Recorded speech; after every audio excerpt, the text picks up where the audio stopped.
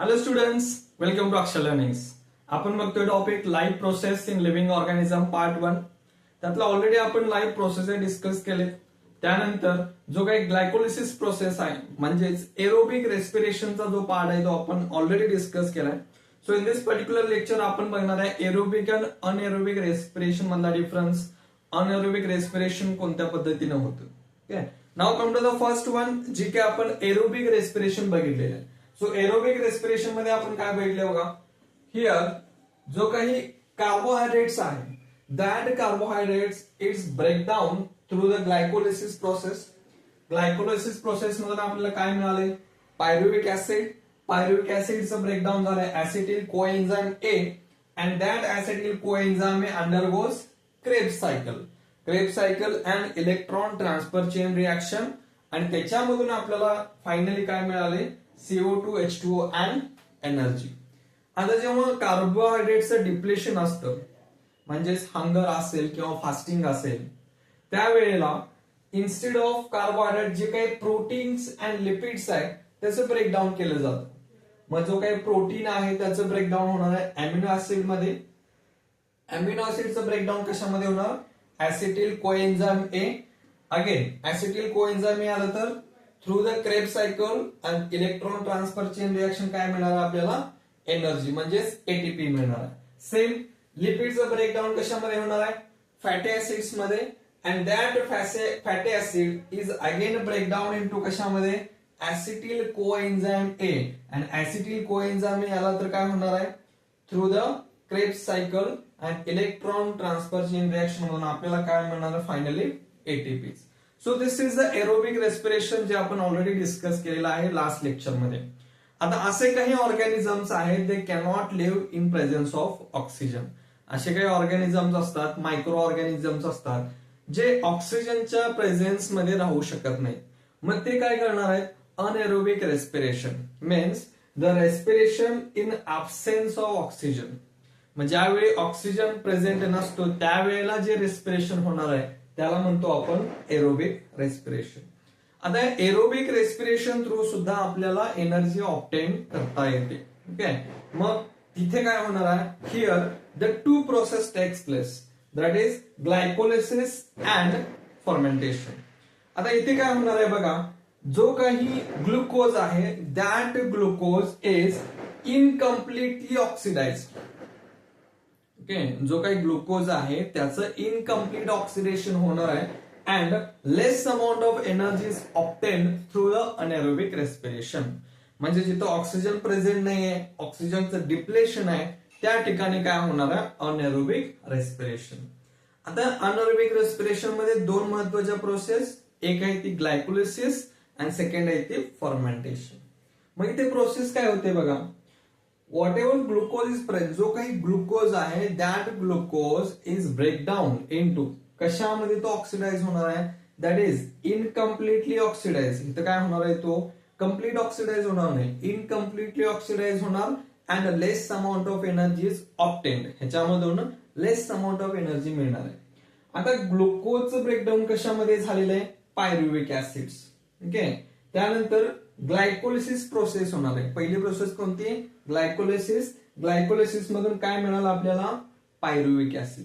आता हा जो काही पायरुविक ऍसिड मिळालेला आहे that is converted into other organic substances or acids. मग लॅक्टिक ऍसिड असेल किंवा अल्कोहोल असेल through the process of fermentation. मग काय होणार आहे? इथे फर्मेंटेशनची प्रोसेस होणार आहे आणि फर्मेंटेशनची प्रोसेस झाल्यानंतर त्याच्यामधून आपल्याला अल्कोहोल्स मिळतील किंवा लॅक्टिक ऍसिड मिळतील. ओके, मीन्स ग्लुकोजचं ब्रेकडाऊन थ्रू ग्लायकोलिसिस मधून काय झालं? Pyruvic acid and that pyruvic ऍसिडचा जो काही पार्ट आहे that is converted into lactic acid or other organic substances through the process of fermentation. Okay, ते कशामधून होणार आहे? फर्मेंटेशन मधून होणार आहे. Now that is again converted into various microbes. ते कशामध्ये होणार आहे? डिफरंट मायक्रोब्स मध्ये सुद्धा कन्व्हर्ट होतो. ज्या प्रोसेसमध्ये ज्या काही पायरुविक ऍसिड आहे त्या पायरुविक ऍसिडचं conversion other organic substances or lactic acid मध्ये कन्व्हर्जन होतं त्या प्रोसेसला म्हणतो आपण fermentation with the help of microbes. Okay, so it is called as fermentation process. एक ग्लायकोलिसिस प्रोसेस होणार, दुसरी होणार ती फर्मेंटेशन प्रोसेस आणि त्याच्यामधून मिळणार आपल्याला different products. Okay, so this is the anaerobic respiration takes place. आता हे अनएरोबिक रेस्पिरेशन होते तरी कुठे?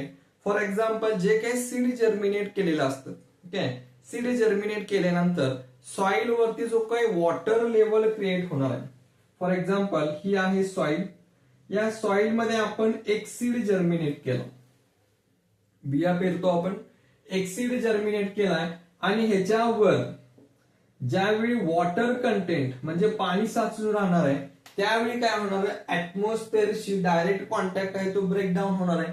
त्यावेळेला सीड्स परफॉर्म अनएरोबिक रेस्पिरेशन. त्यावेळी सीड्स काय करणार आहे, अनएरोबिक रेस्पिरेशन करणार आहे. Even though when we do the heavy exercise, जेव्हा आपण काहीतरी हेवी एक्सरसाइज करतो, जास्त हार्डवर्क करतो, त्यावेळेला जो काही कार्बोहायड्रेट आहे त्याचं ब्रेकडाऊन कम्प्लीट होऊ शकत नाही. त्यावेळेला आपली बॉडी अनएरोबिक रेस्पिरेशन परफॉर्म करते. ओके, त्यावेळी आपल्या मसलमध्ये जो काय ब्रेकडाऊन झालाय तिथं काय तयार होतो, लॅक्टिक ऍसिड अक्युमुलेट होतो, त्यामुळे आपल्याला पेन जाणवतं. Okay, so it is anaerobic respiration. आणखी कोणती condition? Where the depletion of oxygen, जिथं ऑक्सिजनची लेवल कमी आहे त्या ठिकाणी सुद्धा अनएरोबिक रेस्पिरेशन परफॉर्म केलं जातं. Okay, so this is both parts, aerobic respiration and anaerobic respiration. जो काही कम्प्लीट ऑक्सिडेशन होणार आहे किंवा कम्प्लीट ब्रेकडाऊन होणार आहे तो कुठे होतो, एरोबिक रेस्पिरेशन मध्ये. ओके, आणि तो कोणत्या पार्ट मध्ये जास्त होणार आहे, दॅट इज द मायटोकॉन्ड्रियाच्या पार्ट मध्ये. Okay, so this is all about the aerobic respiration and anaerobic respiration. Simple ह्याच्यामध्ये काय क्वेश्चन विचारलं जाऊ शकतं, write down the difference between aerobic respiration and anaerobic respiration विचारलं जाऊ शकतं. त्यानंतर मायटोकॉन्ड्रियाची डायग्राम तुम्हाला विचारली जाऊ शकते. त्यानंतर जी काही क्रेब्स सायकल आहे, एक्सप्लेन द क्रेब्स सायकल और टीसीए सायकल तुम्हाला विचारली जाऊ शकते. So that is also one important. त्यानंतर जी ग्लायकोलिसिस प्रोसेस आहे ती सुद्धा एक्सप्लेन द ग्लायकोलिसिस प्रोसेस असं सुद्धा तुम्हाला क्वेश्चन येऊ शकतो.